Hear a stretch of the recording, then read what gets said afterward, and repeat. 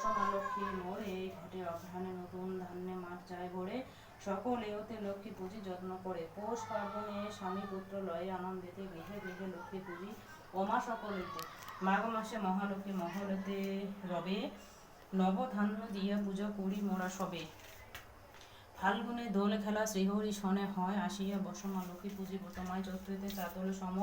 চেয়ে থাকে সবে আসিয়া বসমা লক্ষ্মী দুঃখী নির্ভবে পূজা অন্তে লক্ষ্মী মায় প্রণাম করিবে স্বামী পুত্র লয়ে সুখে নিশ্চয় থাকিবে কাতরে ডাকিছে যত ভারত রমণী ভক্তজন মাতা হয়ে এসো মা কল্যাণী।